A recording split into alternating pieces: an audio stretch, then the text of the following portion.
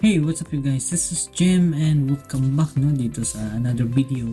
And ang video na to is related to sa mga nagtatanong about sa pera or shoe money and ito yung tanong niya need po ba ng shoe money pag direct hire? Okay, so binabasa ko dito sa phone yung yung tanong niya. So yun yung sagutin natin dito sa vlog na to, kasi marami talagang gustong pumunta ng Canada na medyo katulad sa akin nung nagsisimula ako na wala talagang enough na pera na masasabi natin na malaki, tulad ng mga nag-invest sa agency o consultant, di ba? Malaki ang kailangan lalo na sa agency, di ba? So dito sa direct hire, kailangan ba talaga ng shoe money?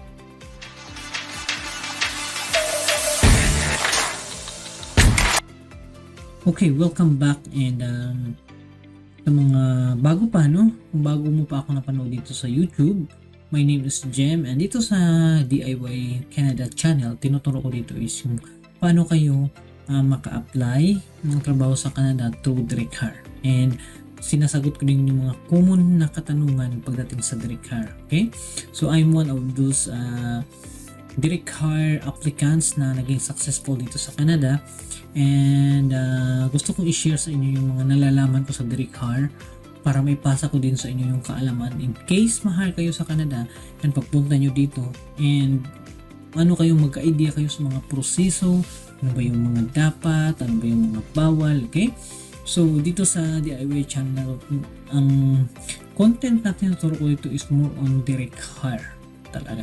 Okay, direct hire talaga. So balik tayo sa tanong na kung may kailangan ba talaga ng shoe money, So yun yung tanong niya, kung kailangan ba talaga ng shoe money, okay, sa direct hire. Well, hindi naman as in katulad sa iba na may may pakita ka talaga na pera talaga. Okay, ako wala akong pinapakitang proof of funds. Okay, wala akong pinapakitang proof of funds. And sa temporary pa rin workers kasi kailangan talaga yun na magpakita kayo, So ang ginawa ko lang that time is nagbigay ako ng payslip pag-upload ng documents ko 3 months. Okay, so 3 months na payslip, sunod-sunod yan. Let's say magla-lodge ako, or meaning mag-upload ako ng mga documents ko doon sa government portal of Canada is July, So July, June, and May, paatras ka ng 3 buwan, yan yung payslip na dapat cover doon. Okay, so hindi ako nag-provide ng enough na proof of funds like yung bank statement, but some people pwede mong ilagay yan, sa iba kong kakilala, yung iba nilalagyan para masigurado. Pero pag cross country ka, no need na. Pero mostly sa mga shoe money kasi na related question is more on yung galing sa Pinas, and kung ang tanong mo magkano, and mga nasa 60k pataas, pwede na. Okay, 60k pataas yung proof of funds mo dapat. Alright, so sa direct hire talaga, like sa amin, never kaming nagpasa ng proof of funds or bank statement. Ang nilagay lang namin is 3 months payslip. Okay, and sa temporary pa rin workers, kailangan kasi yun para ma-prove ninyo na after ng kontrata ninyo uuwi kayo sa Pinas. Kahit hindi naman kayo uwi, basta mapaniwala nyo lang ng ang immigration or ang government of Canada na after ng kontrata ninyo, hindi kayo magstay sa Canada. Okay? But pagdating kasi dito, magbago na kasi yan . Ang importante is yung pagpasok ninyo, dapat mapakita ninyo na parang hindi kayo dito magbabaka sakali na dito kayo manirahan sa Canada. Kasi under kasi kayo sa temporary foreign workers or direct hire, Pag entry level pa lang kayo, pag bago pa kayong pasok sa Canada, hindi nyo parang sabihin na gusto namin mag-PR dyan. Hindi yan pwede, okay? Hindi ka pwede na magsabi na ganun yung intention mo sa Canada. Kundi magtrabaho ka lang, and then after ng kontrata mo, uwi ka sa Pilipinas. Kasi yun naman talaga yung kasunduan sa direct hire. Pero pag nandito na kayo and then magustuhan kayo ng employer niyo, nasa kanila na kung i-support kayo, well, pwede kayong mag-PR dito. Okay, but kung papasok pa lang kayo, tatandaan ninyo na hindi mo kailangan ng shoe money na malaki. And mostly, I think never talaga, no? I think hindi talaga kailangan kasi may na-assist ako kasi sa Pilipinas, sila Ivan, sila Dinis. Actually, si Ivan na-approve yung work permit niya, no? Na-approve yung work permit niya. And then, walang shoe money. So, kailangan mo lang siguro ng shoe money if hindi ka currently employed. Kasi pag nakita nila na currently employed ka, and then nakita na may income ka buwan-buwan sa payslip, so makikita nila na pwede ka makasupport dito sa Canada in case makarating ka dito.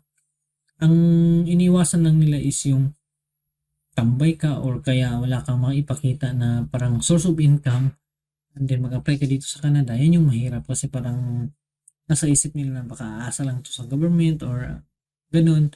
So for security purposes din yung ano nila, no? Purpose na bakit hinihingi yung iba na may proof of funds. Pero ang tanong niya is sa direct hire, kailangan ba ng proof of funds? The answer is no. Okay? So, ang pinaka-importante lang is dapat employed ka kasi kailangan kasi payslip eh. Yung payslip na yun, yun yung magpapatunay na may source of income ka. Okay? So, yun yung isang dapat mong maintindihan sa direct hire. Right? And isa pa para ma-proof na or matibay yung application mo lalo na kung Pilipinas ka galing is yung contribution sa SSS kasi maraming numbers yun ipakita mo lang yun, no worries. Okay? And I remember si Ivan, ina-assist ko si Ivan, ang ginawa pala namin is doon sa additional documents, meron kasi additional documents doon sa portal. Ang ginawa ko that time, pinagbayad ko siya ng SSS for I think 6 months. Kasi pwede kayo magbayad ng for 3 months, di ba? For 3 months. And then next 3 months ulit, di ba? So yun, nagbayad siya and then in-screenshot namin pala yung yung buong SSS niya. At saka yung SSS history niya, no? So, nakita doon na, okay, pwede itong makapunta ng Canada. Okay? So, yan yung isang ma-share ko sa inyo pagdating sa direct hire na hindi mo kailangan ng show money malaki as long as employed ka or payslip. Okay? So, kung wala kayong enough na ipon, 50 mil, pero currently employed kayo, meaning nagtatrabaho kayo as an OFW or may trabaho kayo sa Pinas, nagpo-provide yung company niyo ng payslip buwan-buwan or kinsina, walang problema. Kahit wala kayong maipakita na pundo sa bangko, okay lang yan. Ma-approve yun. And kasi kung mostly nagtatrabaho kayo sa mga company, meron namang SSS. Ang problema kung wala kayong SSS, tapos mahal kayo sa Canada, as soon as possible, maghulog na kayo and self-employed ang status ninyo para makita doon na meron kayong contribution sa SSS. Or kasi nakalagay sa checklist sa Pilipinas na pwedeng sa pag-ibig or mutual fund, basta as long as meron kayong parang investment doon na makikita yung numbers yung pera ninyo. Okay? So yan yung isang posible ninyong gawin lalo na sa mga walang SSS or nagtrabaho pero na-end, pwedeng ganun. Okay? So, if balak nyo mag-apply ng Canada, I would suggest i-save or i-keep ninyo yung mga payslip ninyo. Kasi malaking tulong yun. Okay? Malaking tulong yun. I-save nyo sa mga sa place na kung saan save, like Google Drive or screenshot ninyo or i-scan ninyo yung payslip ninyo kasi napaka-importante nun pagdating sa application dito sa Canada. Okay? So, I hope nasagot natin na walang wala siyang kailangan na proof of funds o malaki o bank account. So, wala akong in-upload na bank account sa ganito yung ipon ko, ganito yung savings ko. Kasi currently employed naman ako. So, pinapakita ko lang is yung 3 buwan na payslip. Same sa other ng mga in-assist ko, sila Ryan, sila Michael, sila Owen. no? Sila Melanie, wala kaming wala kaming mga bank statement or proof of funds na in-upload sa Government of Canada. Kundi ano lang, payslip lang, and then nakikita naman na presently nagtatrabaho kami. So maano yun ng visa officer, maintindihan nila, makasupport to sa pagpunta nila ng Canada kasi may mga dala tong pera. It's because currently working sila. Okay? So, kailangan nyo lang proof of funds or bank statement in case, no? Na-indo kayo or na-end kayo, and then nakalagay na wala na kayong trabaho, and then yun yung parang isusupport ninyo sa application ninyo na kaya nyong mabuhay ang sarili nyo pagpunta sa Canada kahit wala kayong trabaho or hindi kayo currently employed. Alright? So, maliit na bagay lang yan, huwag kayong problema kasi ang direct hire, hindi mo kailangan ng malaking pera. No? Kailangan mo lang is payslip or may contribution ka sa SSS. Kung hindi ka nakapaghulog sa SSS, I would suggest maghulog ka na ngayon in case balak mo mag-apply sa Canada. No? Kung wala kang malaking ipon, kung may ipon ka naman, pwede ka na hindi maghulog, and then yun yung i-attach mo sa mag-upload ng documents mo dito sa Government of Canada. Alright? I hope malina, no? And nasagot natin yun. Nagka-idea kayo na kala kasi namin malaking kailangan din na proof of funds eh. So sa mga agency or yung ibang nag-a-assess, kailangan nila yun kasi para ipaprove lang nila sa Government of Canada na kayo dito, makasurvive, lalo na sa nagsisimula pa lang kayo na mamumuhay or magtrabaho dito sa Canada. So sa amin kasi, like temporary pa rin workers, hindi nila ini-instricto or parang binuting-ting na kung may pera ka ba talaga pagpunta sa Canada. It's because sa temporary pa rin workers kasi every 2 weeks ang sahuran. So makikita naman dun sa kontrata, no, makita pag check ng immigration, pag check nila meron sang payslip na 3 months sa bansa na Taiwan or Japan, kung saan man kayo galing, and then pagdating nila dito, magtatrabaho sila sa ganitong company, and then ang sahuran 2 weeks. So nakalagay doon sa kontrata or LMIA na ang sahuran 2 weeks, at ito yung per hour. So hindi na sila maghanap ng masyadong proof of funds kasi after 2 weeks start ng pagtrabaho ninyo, pagkaroon na kasi kayo ng pera. And then makikita naman din doon sa application na pagpunta nyo dito, hindi nyo pa kasama yung anak, asawa, so ikaw lang mag-isa. So kaya mong buhayin yung sarili mo kasi may sahod ka every 2 weeks. Alright? So, yan yung understanding sa mga visa officer sa Canada na hindi mo parang hindi sila strict pagdating sa proof of funds kung direct hire ka or temporary pa rin workers ka, especially if meron kang kontrata na pinipirmahan na magsasahod ka every 2 weeks. Okay? So, yung iba nga, magbabaon lang dito yung pocket money nila, $500 or Canadian dollars, yung iba 1,000. Sa akin, 1,000 nga lang yun, tapos nabawasan pa doon sa Taiwan. So, pagpunta ko dito, mga nasa 900 na lang yun. Pero hindi rin nagamit, no? Natatambak lang din yung pera ko dito. Kasi pagdating namin dito, libre naman lahat. Nagsisimula kami libre, no? Napakabait ng company.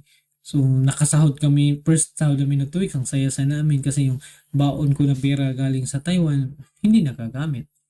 So, ayos lang, no? Kahit hindi kayo maraming pera, wala kayong masyadong ipon, pag direct hire, as long as currently employed kayo or OFW kayo, and then i-keep nyo lang yung salary slip or pay stub ninyo. Okay? Itago nyo yan kasi in case mag-apply ka ng Canada, gamit na gamit yan dito. Alright? So again, this is Jem. Thanks for watching, and if you learned something, no, don't forget to share sa mga kasama ninyo or kaibigan ninyo, no, lalo na sa mga nangangarap magpunta ng Canada kasi malaking tulong itong mga video natin, no? And kasi nagsisimula ako nung wala din akong idea sa direct hire. Kailangan ba talaga ng proof? Nagtatanong din ako dati, but right now, no, i-share ko na sa inyo based on my experience and based sa mga in-assist ko, based sa mga kasama namin na papatunayan natin dito sa direct hire na hindi mo kailangan ng malaking pera. Okay? Basta niwala ka lang na ang direct hire is hindi para sa mga mayayaman. Mga katulad natin na parang ordinaryo lang, kahit hindi tayo mayayaman o hindi tayo mapira, posible kang makapag-Canada. Okay? So, again, this is Jem, and see you next time. Bye.